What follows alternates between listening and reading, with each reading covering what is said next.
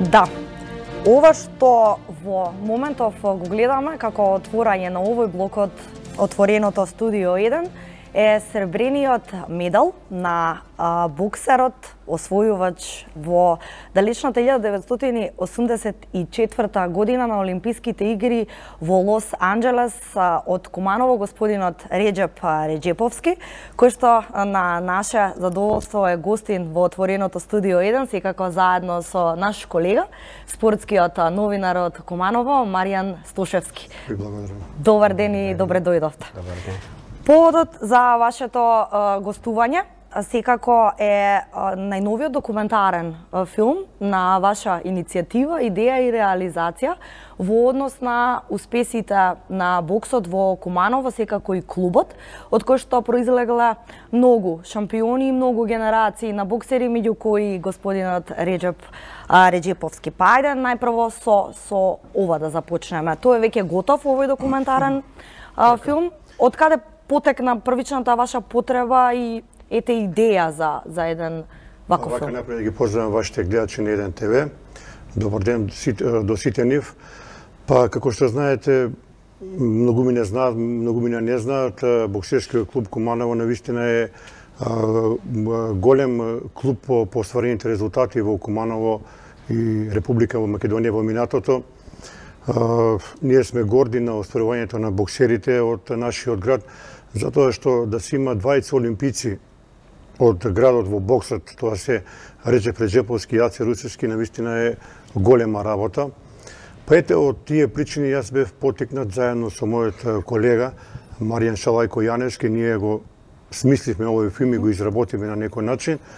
И тука се офатени сите битни моменти од развојот на боксот во Куманово, кој е формиран 1947 година и таа традиција траеше многу години, а круна на сите успеси на боксерите на Куманово беа 70-тите и 80-тите години. Поточно Аце Русевски 76-та година донесе бронзен медал од Олимписките игри во Монтреал, каде што на 20 години и неколку месеци ја донесе титулата. Потоа следната година Русевски стана европски шампион. После него Реџеп Реџеповски го донесе сребрениот медал, што навистина представува неверојатен успех од ова временска дистанца. И ете, тоа беше мотивот да се направи овој филм. Во него се опишани сите битни историски моменти од развојот на боксот во Куманово, кој слободно може да кажем дека е најуспешниот боксерски клуб во историјата на државата.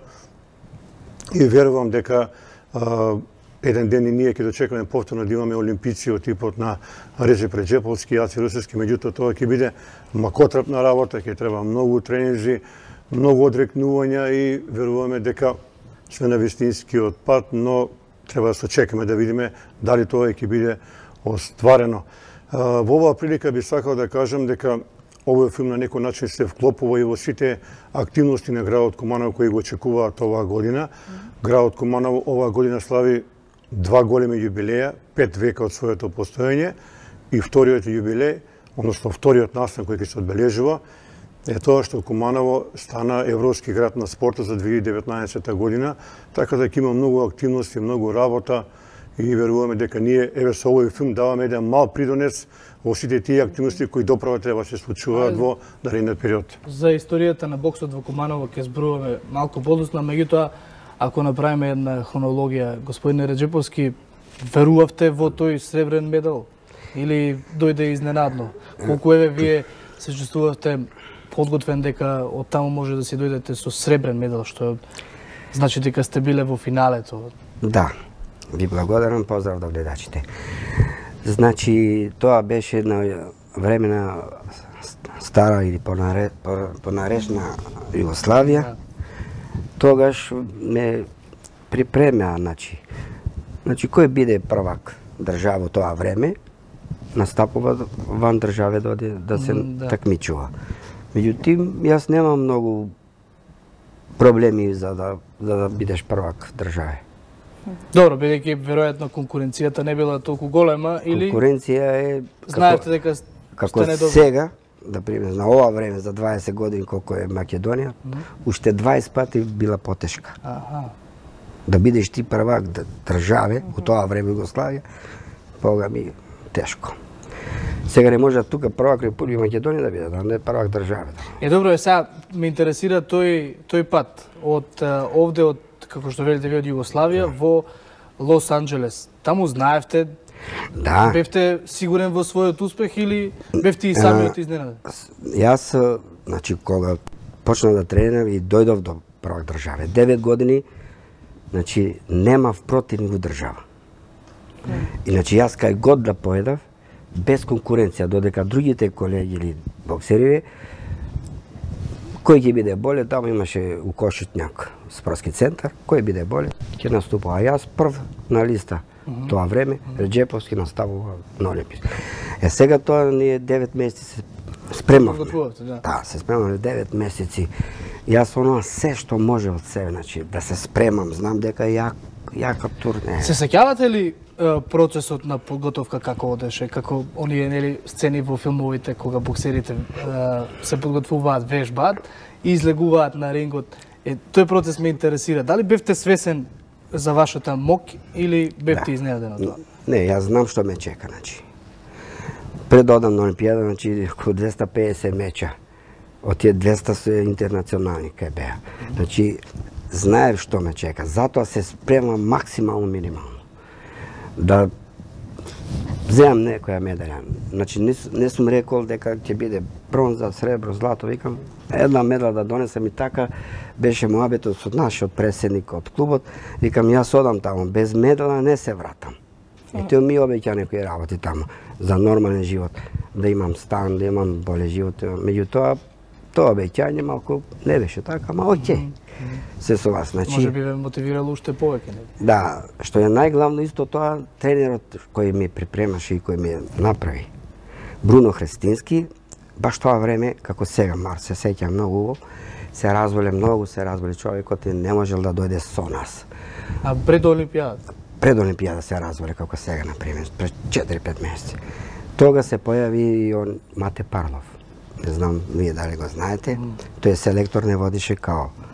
Таму и тренерот Лазич, Попович Лазич, значи он не оде. И таму нормално го стигнавме, Мате Парлов искусен нормално, и као аматер и као професионалец. Тој знае нормално повеќе од мене. Јас се согласам со него кога седнеме да правиме овие речи така да биде, вака да биде, но ќе совет пред тоа. Меѓутоа имам малку проблеми со килажа и тоа ми помогна. Со мене заедно са он. Да скинам, не ќе 200 грама, не ќе 2 кила скидам, мате ја 200 грама не можам. Ме помогна значи околу тоа.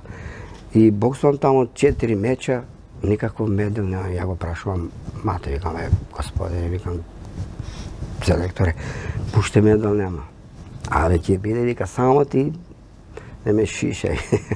Викам, добро, петиот мечет, кога победив, тогас бронза успеав. Јас тогас, значи, без медал, што реков, тоа не се вратам. Значи, обезбедена е бронза медал. Ајде понатака сребрено, ајде у финале таму. И дојдов до сребрено. Меѓутоа, колку да сум задоволен или незадоволен, тешко се зима од домашен терен медал.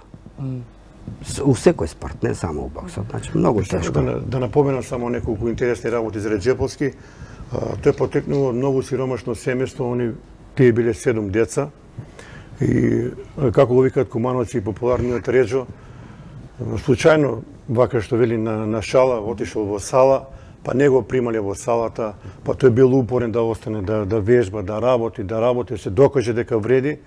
И ете, случајно од она негова иницијатива и од многу сиромашно семејство, неговата желба за успех го мотивирала и ете, го донесе овој сребрен медал, што навистина е голем успех за државата, се разбира.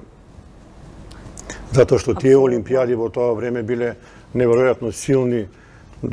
Само да отидеш на олимпијада било незамисливо, да донесеш медал, тоа не може ни да се опише. После освојувањето нели на сребрениот медал продолживте, претпоставувам, да се бавите со боксот.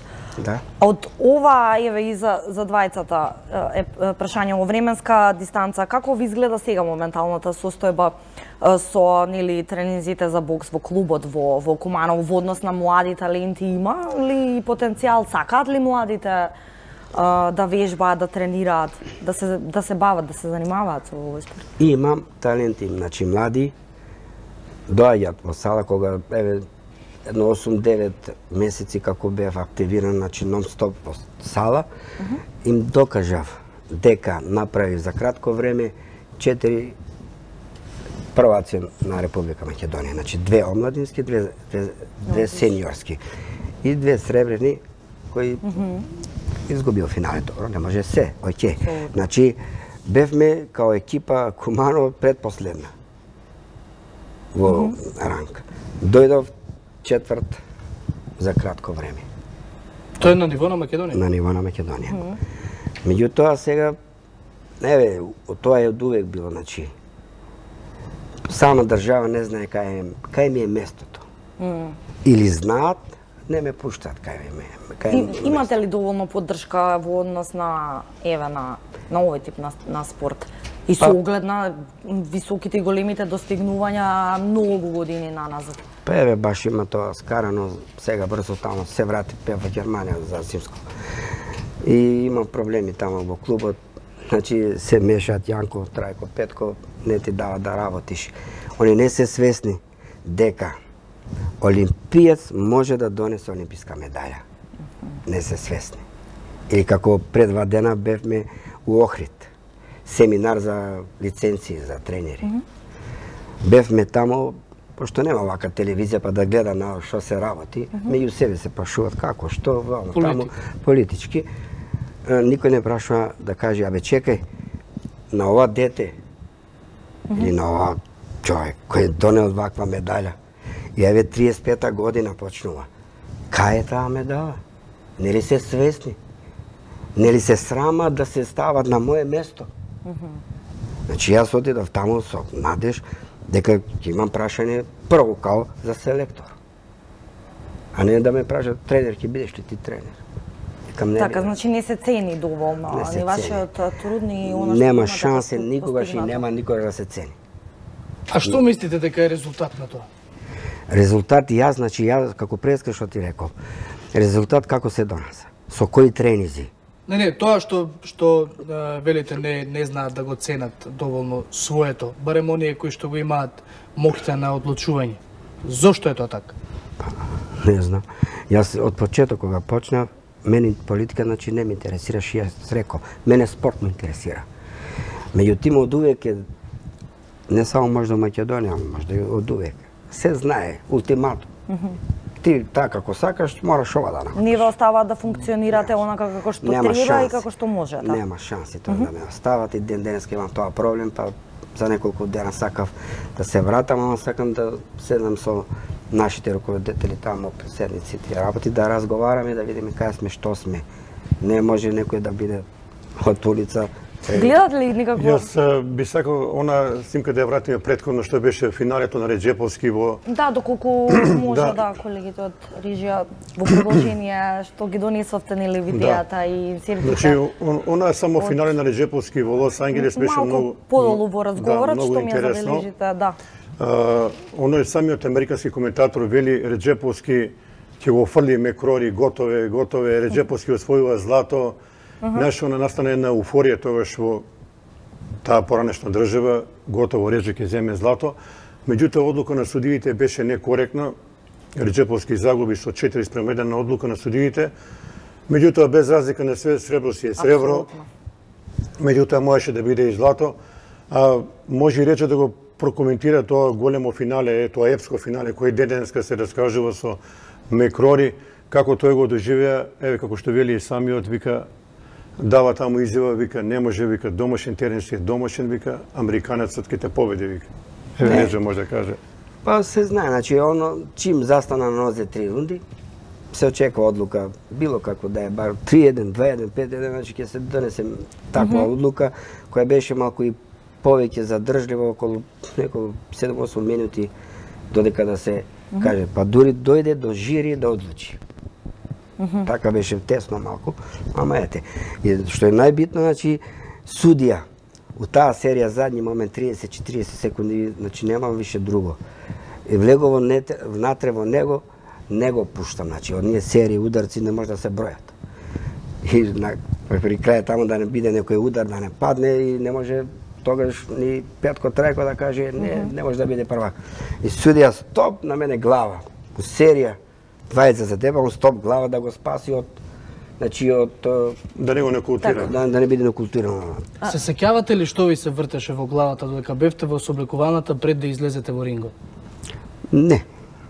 Не, тоа уопште не ми да знам што ме чека, Знам што ме чека, не ми е прв пат, тој е 400 кусур месеца. Сепак се работи за место каде што може после тоа да застанете? Не, такви луѓе, например, кои се храбри, кои донесува резултати, у тоа нема да мислиш како сега искочиш за... Нема посебна мотивација, знаете дека цело време сте били мотивирани? Почеток тоа беше 10-20 меча. Како е, што е, си мислиш. Тоа најважно, финален знаете. Ама знам што ме чека, не да е Американ, не знам кој е, мора да дојде. Ова видео што имавме пред малку можност да го видиме, ќе го видиме повторно и како за крај на разговорот, всушност е инкорпорирано, претпоставувам, во документарниот филм, ајде малку повеќе околу тоа. Има многу повеќе слики, фотографии од дочекот на Реџеповски во Куманово, тоа беше скоро целиот град на площадот излезен и на Аце Русевски. Морам да признавам дека ова е навистина одлична идеја, ако го земеме во предвид фактот дека ова видео што за жал еве претпоставувам јас и колегата Чаловски за прв пат го гледаме, не знам колку од помладите генерации знаат, се запознати што се успесите на господинот Реџеповски, меѓутоа и на Аце Русевски како што споменавме, и што всушност значело тогаш за земјава, па и за Куманово освојувањето на вакви награди, и претпоставувам дека има освен успесите на господинот Реџеповски инкорпорирано на сите оние боксерски шампиони. Да, и Куманово имало други успешни боксери од тоа време. Сега не можем да ги кажеме сите имиња, меѓутоа овие двајца великани сепак се најголеми од ова временска дистанца. И сега има иницијатива во градот да се направи олимписка чешма со статуи на Реџеповски и на Русевски, бидејќи тие го заслужуваат тоа.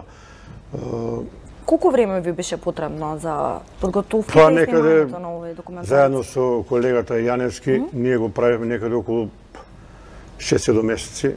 Знаеш, многу луѓе за жал се починати. Еве, ова фотографии за Русевски од новини. Јас е европски шампион во лесна категорија. Ова е дочекот во Куманово, 76-та година, гледате илјадници луѓе на площадот, тоа доволно зборува. После ќе ги видиме, се надевам, и на Реџеповски. Значи, кога Куманово никој не го знаел што е, како е во тоа време, и еве и Реџеповски ова е видеото. Ја пронесува славата на градот. Еве, ова се тие клучни 30 последни секунди, каде што Реџеповски во плава мајца буквално го декласира својот противник, и американскиот коментатор, како што реков, беше некако убеден дека Реџо ќе го освои златниот медал, меѓутоа судиите си го рекоа своето. Да, без разлика на све. Да, и противник бил Види се. Види стоп за глава, види. Каква глава? Буквално изворен турнир беше тоа за него, донесе медал на Куманово и на државата, и он, и Аце Русевски. Тоа се двајца големи великани и нема што да се навистина, мене претставува на колегата Чалски ни беше задоволство што ги донесовте овие фотографии и видеото да и гледачите ова се фотографии пред 43 години. Гледате колку народ има на площад. Да, и само уште пред крај, полека треба да привршуваме, да споменеме збор два вие, освен овој документарен филм за успесите на боксот во Куманово, снимивте уште еден че нам повторно поврзан со спортски настани. Да, јас направив пред ова токму таа сала Соколана што пред малку ја видовме. Тоа е најстариот спортски објект не само во Македонија, туку и пошироко. Јас направив 5 филма, некаде околу 7,5 часа, еден серијал подлог, бидејќи таа сала е најстара, како што реков, во државата. Уште малку ќе слави еден век како почна да се гради. Еве таа Соколана. Тоа е символ на сите успеси на градот, на спортот, може да се каже и на државата. И верувам дека еве сега има некоја иницијатива таа Соколана да стане музеј на градот, бидејќи го заслужува тоа. Низ неја има продефилирано илјадници спортисти и веруваме дека ќе се врати оној убав сјај што го имало некогаш да оставиме на времето да има дали тоа ќе се случи. Господин Раджиповски, боксот е спорт или е начин на живот? Предпоставувам дека постојано сте во подготовки додека сте активен боксер. Тоа е спорт. И, например, тешко од овие деца, малце, да кажем, малку побогати. Значи, тие малко има помалку интерес. Боксот излегува од тие сиромашно семејство. Клучно е волјата, борбата за успех? Волја не, него екзистенција на живот. Волја е волја, ти можеш сега да бидам пилот, ама не може. Значи, сакам, секој сака нешто. Треба волја, пошто морал го тера тоа. Мора да биде нешто, да освои за будуće на живот, да биде еден нормален живот да има. Вие боксот го гледавте како начин на екзистенција? Така. И со тој ментален склоп кој донесовте овој сребрен медал? Нормално, да. Пошто како семејство бев најстар син. И татко ми работеше во градска чистоќа. Тогаш со пример 200 марки, 20 дена ќе јадеме, 10 дена нема. И чувствувавте? Морав да му помогнам некако и работам, значи и през спортот одев, работев приватно, да може да се нахраниме као деца, оно, гледам школа, го остави 600 дена. На колку години започнавте да се занимавате со? Тоа е супер питање. Значи, јас почнав 17 години да се занимавам со боксот, на 22 години олимписка медаља.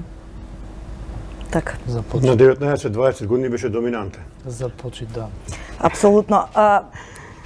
Господине Реджеповски, за крај би ве прашала, споминавме во однос на младите таленти, но еве конкретно сметате ли дека можеби во побрз период ќе се појави некој ваш наследник?